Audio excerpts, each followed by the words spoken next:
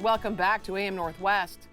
College hazing has claimed the life of at least one student every year since 1959, with the exception of the pandemic year, 2020. Here to share why it's not solely an issue within Greek letter organizations and what we can do to combat it, we welcome research fellow and university professor Dr. Pietro Sasso. Good morning. Hello, how are you? Thank you for having me. You bet. Let's first talk about why you were interested in this topic and what sent you into researching it.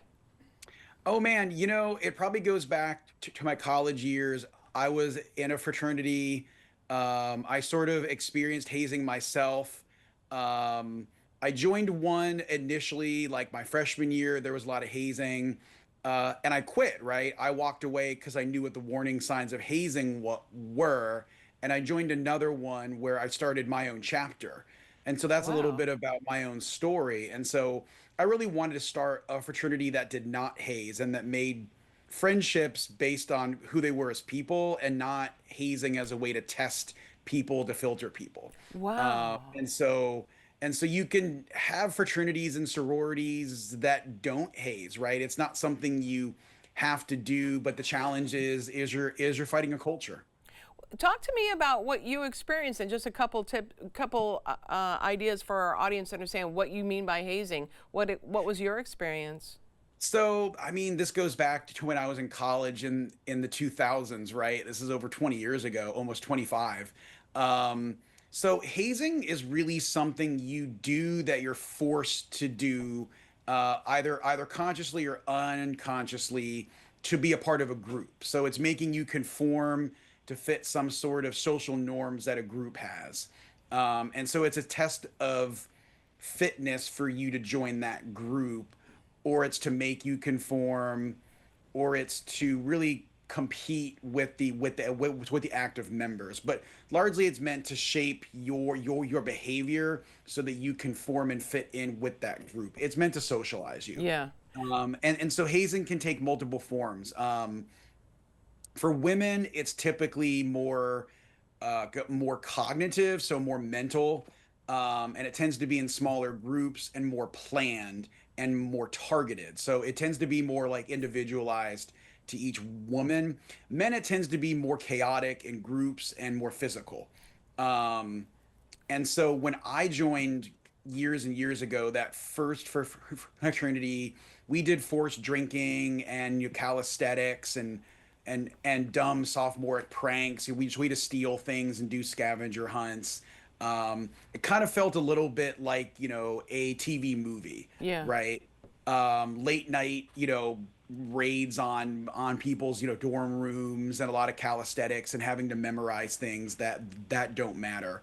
And a Yeah. lot of drinking, and Yeah, that's extremely usually dangerous. drugs and alcohol are involved, but not always. Yes, that is correct. So typically what kills people or harms them is the alcohol and drug use.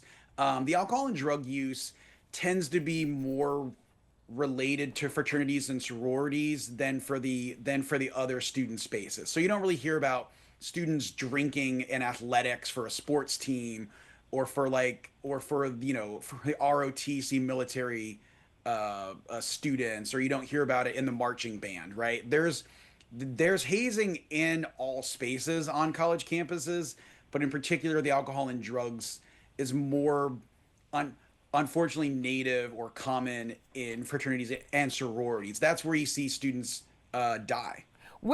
What should parents look out for when their kids are talking about what they're doing on college campuses and in their Oh fraternities yeah, or so wherever? absolutely, that's a really good question. So, the science kind of tells us there are very specific warning signs. They're what we call the early warning signs.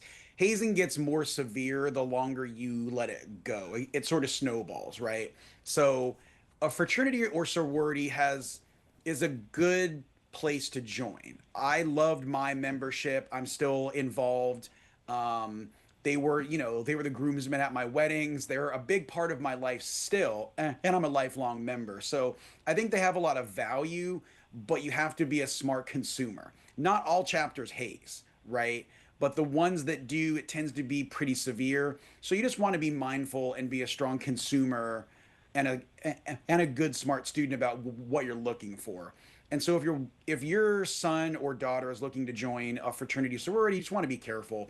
And usually there are really strict warning signs. So what you want to look for, number one, is major changes in behavior, right? So usually for college students now, that might be a social media pause, a social media break. It might be other things like a social media blackout. They don't call home as much. They don't text you as much. They have a lot of new friends all of a sudden, and they really talk about these friends and things that their friends like, not what they like, right? Okay. So you see them starting to really transform who they are.